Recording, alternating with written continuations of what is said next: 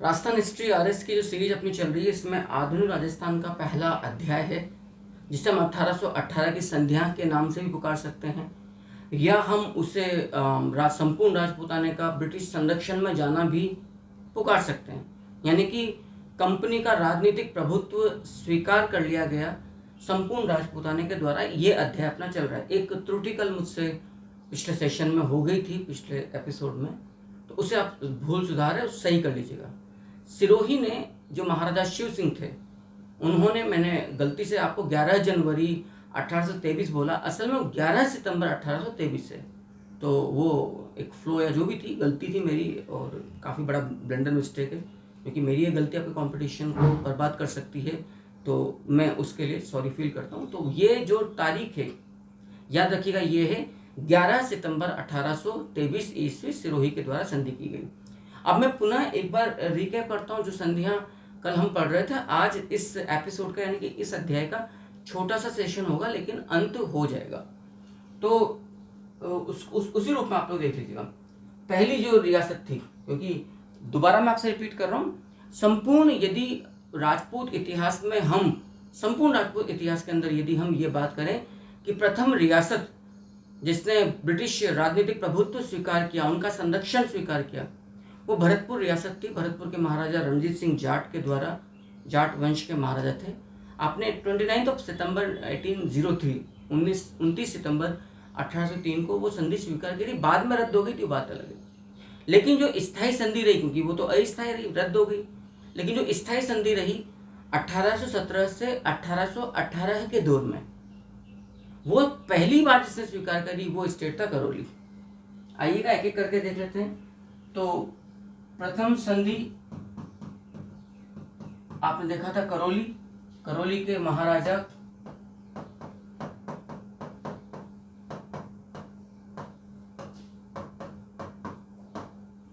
महाराजा याद रखिएगा हरबख्शपाल सिंह ने यह संधि स्वीकार की थी 9 नवंबर, या हम कहें 15 नवंबर 1817 को। और हम जानते हैं, हमने ये भी देखा था कि जो एक पिंडारी नेता था, अमीर खां पिंडारी योद्धा, उसने भी ठीक इसी दिन 9 नवंबर या 15 नवंबर 1817 को गवर्नर जनरल लॉर्ड हेस्टिंग्स की उपस्थिति में इस वायदे के साथ कि मैं भविष्य में फिर कभी राजपूताना में लूटपाट नहीं करूंगा, इस आश्वासन के साथ उसे टोंक की स्वतंत्र मुस्लिम रियासत की नवाबी सौंप दी गई थी, याद रखिएगा।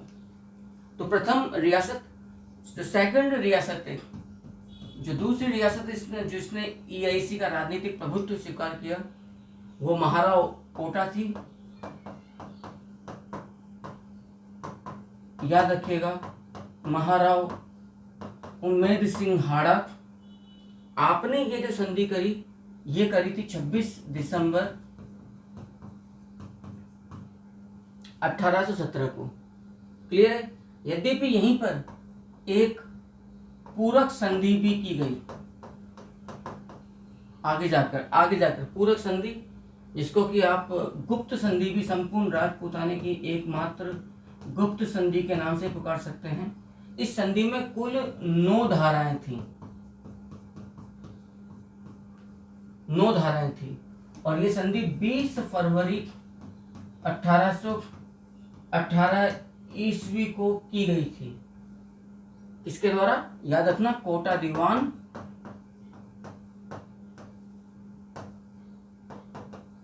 प्लस फौजदार, एक ही व्यक्ति था, झाला जालिम सिंह।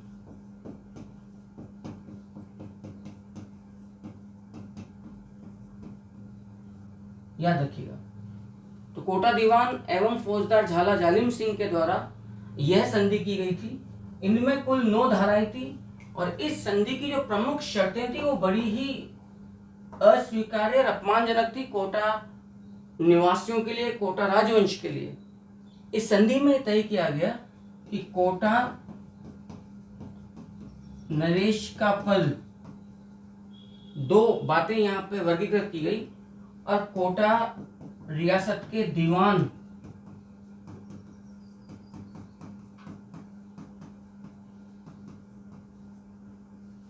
फौजदार का पद। तो ये कहा गया कि साहब कोटा नरेश का जो पद है वो वंशानुगत तौर पर महाराव उम्मेद सिंह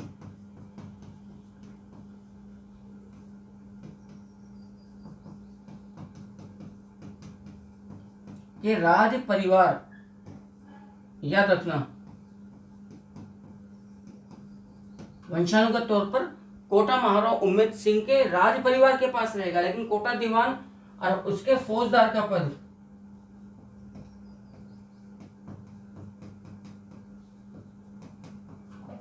झाला जालिम सिंह के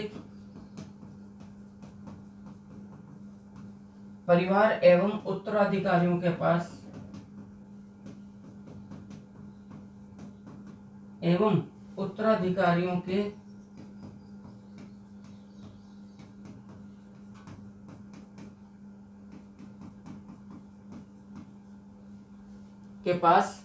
वंशानुगत तौर पर बना रहेगा। यह इस पूरक संधि की सबसे या गुप्त संधि की सबसे महत्वपूर्ण बात थी और यही अपमानजनक थी।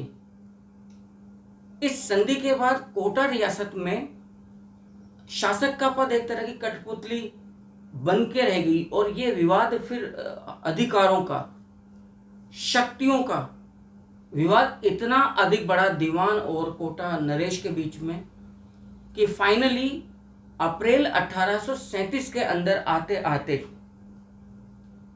जो झाला जालिम सिंह का पोता था झाला मदन सिंह, उसने अपना स्टेट अलग कर लिया, झालावाड़ स्थापित कर लिया। इसकी नींव इस संधि में झाला जालिम सिंह के द्वारा डाल दी गई थी। आप सोचिए कोटा रियासत का कितना बड़ा क्षेत्रफल, भूमि, जायदाद, तमाम चीजें, सब कुछ उनसे छिनती चली गई।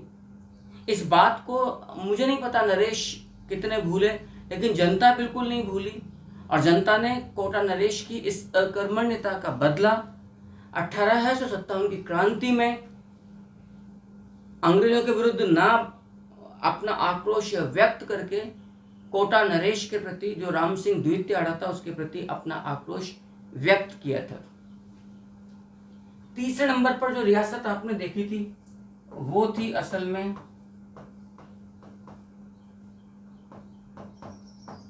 जोधपुर। याद रखना, जोधपुर महाराजा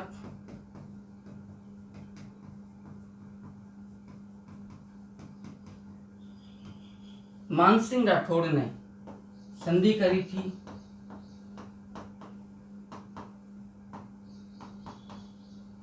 6 जनवरी 1818 ईस्वी को।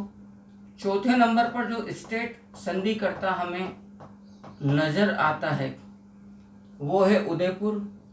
उदयपुर महाराणा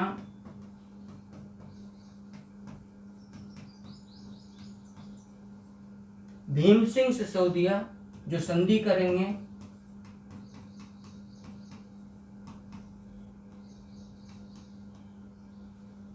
13 जनवरी 1818 ईस्वी को। अब आप यहाँ एक बात सोचिएगा जो मैंने आपसे अब तक के तमाम एपिसोड्स में पहले भी चर्चा कर चुका हूं मैं, कि महाराणा भीम सिंह सिसोदिया की ही वो पुत्री थी कृष्णा कुमारी, जिससे विवाह को लेकर जोधपुर महाराजा मानसिंह राठौड़ एवं जयपुर नरेश सवाई जगत सिंह द्वितीय के बीच में, सवाई जगत सिंह द्वितीय जिसे जयपुर का बदनाम शासक भी कहा गया है, के मध्य 13 मार्च 1807 को प्रसिद्ध गिंगोली युद्ध लड़ा गया था, जिसमें मीडिएटर के रूप में अमीर खां पिंडारी भी था। लेकिन वो मीडिएटर नहीं, असल में वो धन लोलुप योद्धा था, ये दोनों पक्षों से पैसा वसूल रहा था। लेकिन फाइनली उसने जयपुर का पक्ष लिया और इस युद्ध में जोधपुर को करारी शिकस्त प्रदान की थी। तो यहां तक की तो बात आपने देख ली, आप उतार लीजिए। इसके बाद में नेक्स्ट की तरफ आगे बढ़ता हूं। अगली जो रियासत है वो है बूंदी। याद रखना, बूंदी नरेश, बूंदी नरेश राव विष्णु सिंह ने, इंपॉर्टेंट है, ने 10 फरवरी 1818 ईस्वी को 10 फरवरी 1818 ईस्वी को सहायक संधि पर चार्ल्स मैटकॉफ की सहायता से हस्ताक्षर किया था। हमने देखा था कि जो मालवा रेजिडेंट था जॉन मालकम, उसने वागड़ प्रदेश की 3 रियासतों डूंगरपुर, प्रतापगढ़, बांसवाड़ा के साथ संधि स्थापित की थी, मतलब संधि पर हस्ताक्षर किए थे। बाकी सब पर दिल्ली के British resident sir Charles Metcalfe ने हस्ताक्षर किए थे। इसके बाद जो रियासत आती है वो है बीकानेर।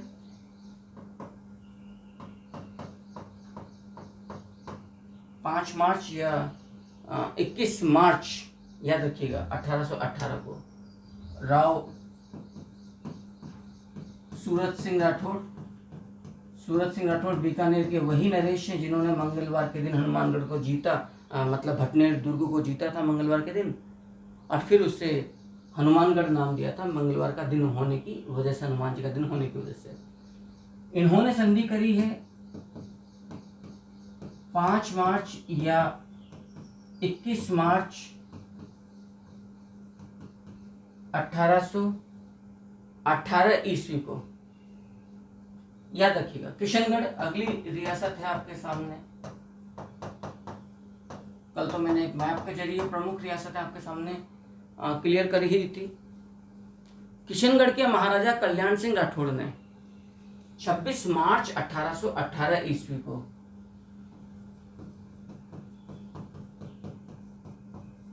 किशनगढ़ महाराजा, याद रखिएगा, कल्याण सिंह राठौड़ ने 26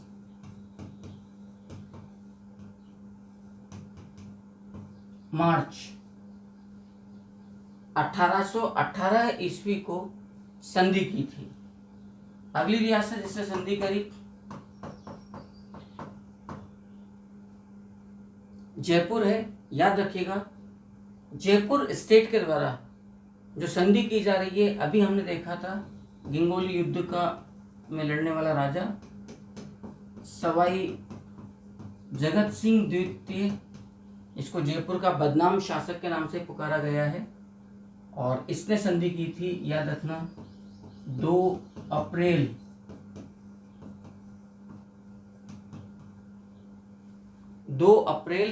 1818 ईस्वी को जयपुर के सवाई जगत सिंह ने।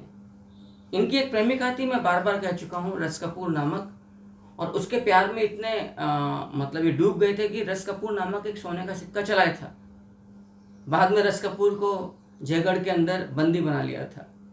जैसलमेर नरेश राव मूलराज द्वितीय भाटी ने 2 दिसंबर या 12 दिसंबर 1818, कुछ स्रोत 2 जनवरी 1819 की बात करते हैं, तो जैसलमेर की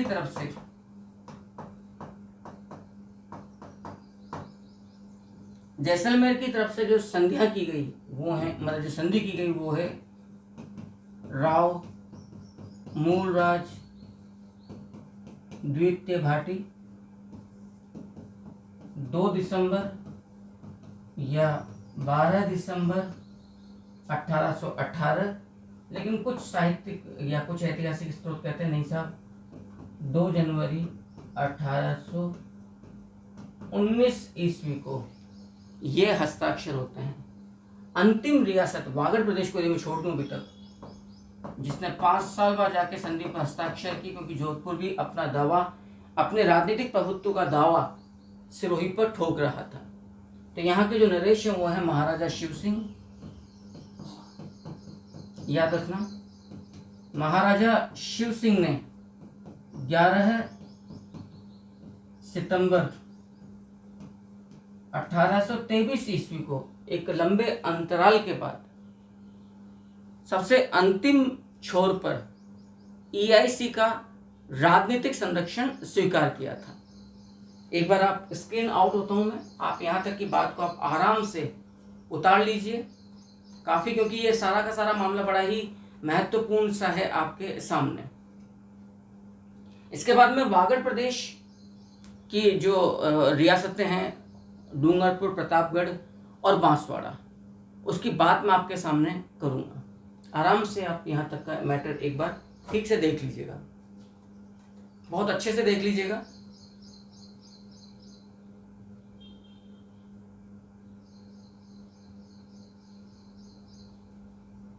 राइट, आई थिंक आपने यहाँ तक का बात समझ लिया है।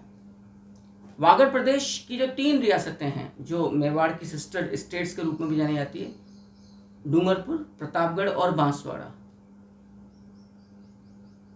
चूंकि इनके साथ मालवा रेजिडेंट, इस बात को याद रखिएगा, जॉन माल्कम ने संधियों पर हस्ताक्षर किए थे, इसलिए मैं आपको इन 3 स्टेट्स को अलग रूप में ले रहा हूं। इन तमाम स्टेट्स के अंदर किशनगढ़, बीकानेर, जैसलमेर को EIC ने, यानी कि कंपनी सरकार ने, वार्षिक खिराज देने से साफ इनकार कर दिया था कि आपको जरूरत नहीं है। किशनगढ़, बीकानेर और जैसलमेर। प्रतापगढ़ को संपूर्ण संसाधन अपने सौंपने पड़े थे EIC को। ये तमाम बातें आप याद रखिएगा। बांसवाड़ा महारावल उम्मेद सिंह के द्वारा 16 सितंबर या 25 सितंबर, 16 सितंबर या कुछ नहीं, 25 दिसंबर 1818 को संधि की गई। प्रतापगढ़ के जो रावल सामंत सिंह थे, उन्हें 5 अक्टूबर 1818 ईस्वी को संधियों पर हस्ताक्षर करने पड़े जॉन माल्कम की मध्यस्थता से। और डूंगरपुर के रावल जसवंत सिंह को 11 दिसंबर 1818 ईस्वी को संधि पर हस्ताक्षर करने पड़े थे। लिख देते हैं अपन।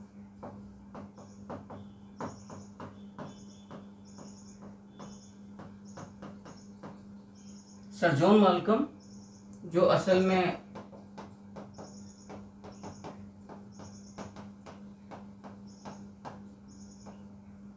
मालवा रेजिडेंट थे, याद रखिएगा। तो सर जॉन माल्कम ने 3 स्टेट्स के साथ संधि करी है। दोबारा बोल रहा हूं, डूंगरपुर, प्रतापगढ़ और बांसवाड़ा। इनमें सबसे पहली संधि बांसवाड़ा, जो क्रम हमारे सामने आ रहा है, प्रतापगढ़ एंड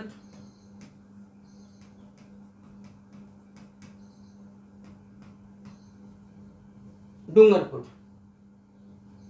बांसवाड़ा से जो संधि की गई है वो 16 सितंबर 1818, लेकिन कुछ लोग फिर दिसंबर की बात भी करते हैं। रावल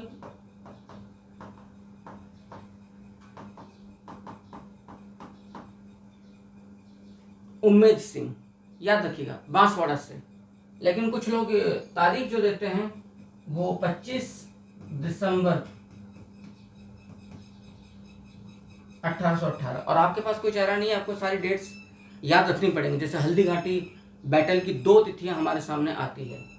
रावल सामंत सिंह प्रतापगढ़ से 5 अक्टूबर 1818 ईस्वी को संधि होती है। याद रखिएगा, रावल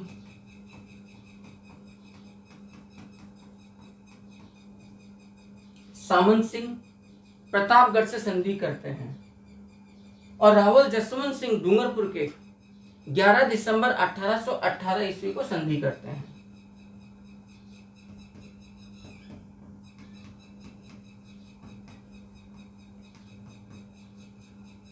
रावल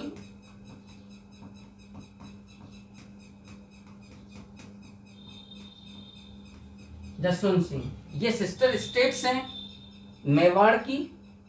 आई थिंक अब पूरा एक आपके सामने संधियों का जो अध्याय है वो विस्तार रूप में आपके सामने आ चुका है।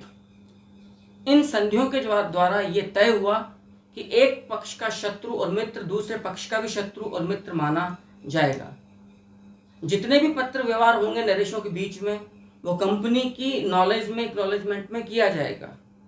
वैवाहिक संबंध हो या किसी भी प्रकार का डिप्लोमेटिक, यदि आप व्यवहार पत्र व्यवहार वगैरह करते हो स्टेट्स के बीच में, लेकिन आपको हमें कुछ संसाधनों को रखा गया ब्रिटिश संरक्षण में, स्टेट्स में एक अधिकारी नियुक्त किया गया as a representative of governor general, जिसे पॉलिटिकल एजेंट कहा गया, जिसका कार्य ये था कि नरेश को शासन में सहायता प्रदान करना।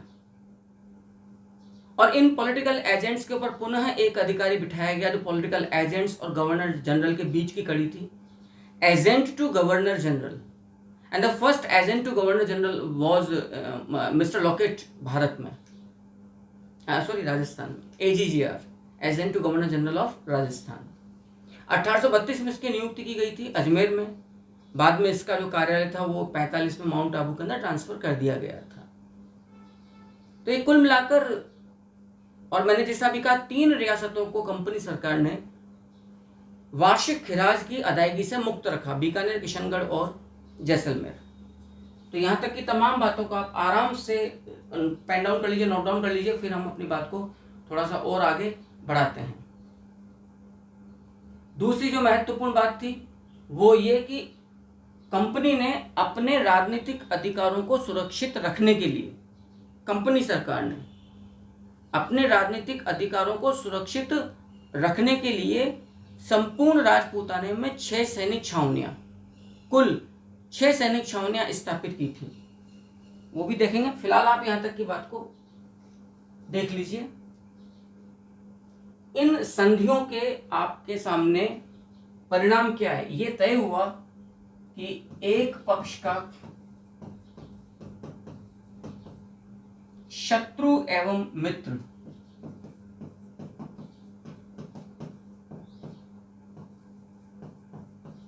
दूसरे पक्ष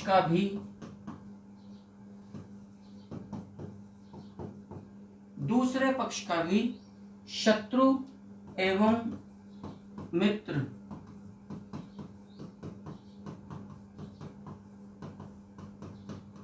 स्वीकारा जाएगा।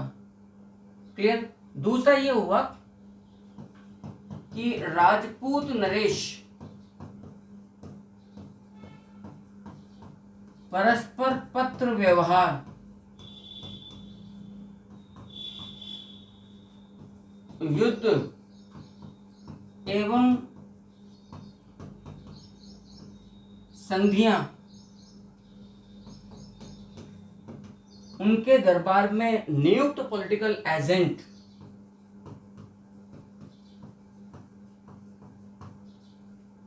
के माध्यम से ही करेंगे।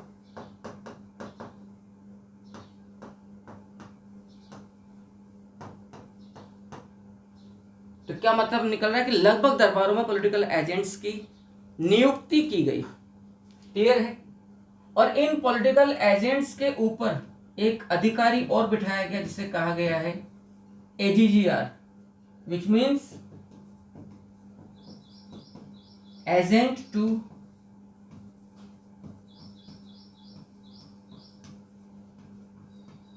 Governor general of Rajasthan. और ये AGGR के भी जो ऊपर सबसे बड़ा जो अधिकारी था वो तो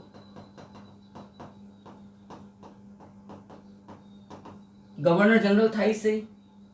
AGGR की नियुक्ति 1832 ईस्वी में की गई। इसका आरंभिक कार्यालय याद रखना अजमेर में रखा गया, लेकिन अजमेर से यह ट्रांसफर होकर 1845 में माउंट आबू कर दिया गया।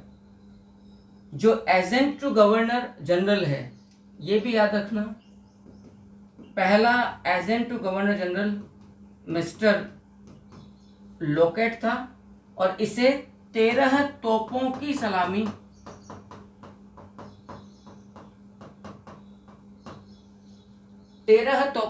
प्रदान की जाती थी। याद रखिए कितना बड़ा इसका रुतबा रहा होगा। इन अधिकारियों की वजह से ही तो राजपूत नरेशों के बारे में कहा जाता है कि इस संरक्षण, इन संधियों के माध्यम से आपने अपनी स्वतंत्रता, अपनी स्वायत्तता बेचकर सुरक्षा मोल ली, इसके कोई मायने नहीं थे, क्योंकि आपका स्वाभिमान ब्रिटिश क्राउन के पैरों तले गिरवी रख दिया गया।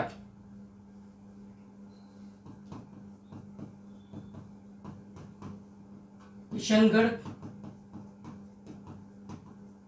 जैसलमेर एवं बीकानेर को, इन तीनों रियासतों को वार्षिक खिराज अदायगी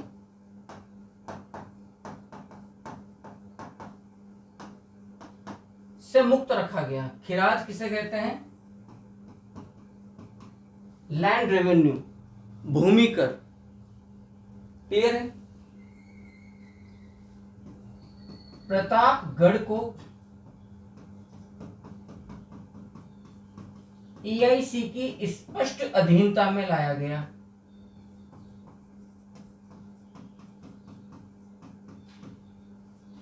को ईआईसी की स्पष्ट अधीनता में लाकर रखा गया, अर्थात प्रतापगढ़ को अपनी संपूर्ण सामरिक संसाधन, संपूर्ण सैनिक शक्ति कंपनी सरकार को छोड़नी पड़ी, सौंपनी पड़ी, और प्रतापगढ़ के साथ संधि में मित्रता का कोई प्रावधान नहीं था।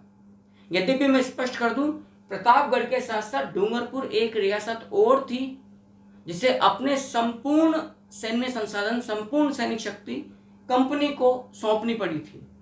लेकिन डूंगरपुर के साथ मित्रता का तो प्रावधान था, प्रतापगढ़ को तो मित्रता के प्रावधान से भी बरी कर दिया गया।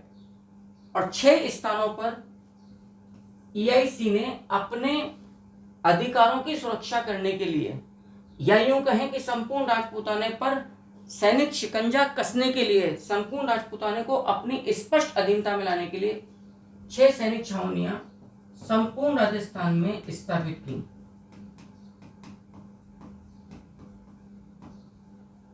कौन कौन सी हैं? नीमच, जो आज एमपी में आता है,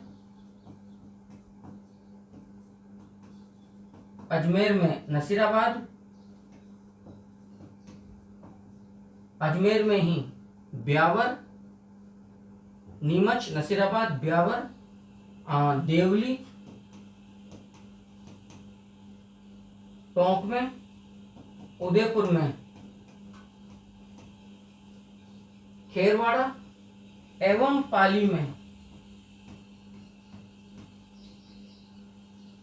पाली में याद रखिएगा एरनपुरा।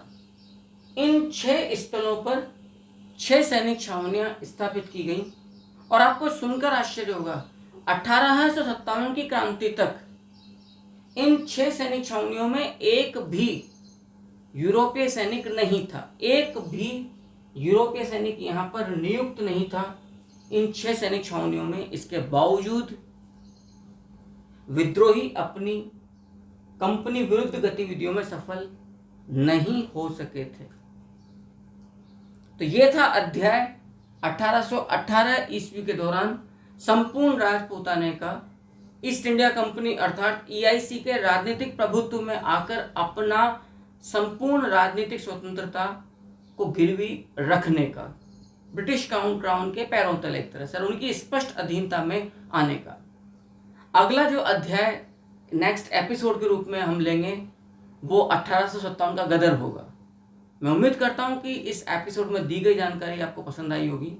प्लीज़ चैनल को लाइक करिए, शेयर करिए, सब्सक्राइब कीजिए। Thank you very much.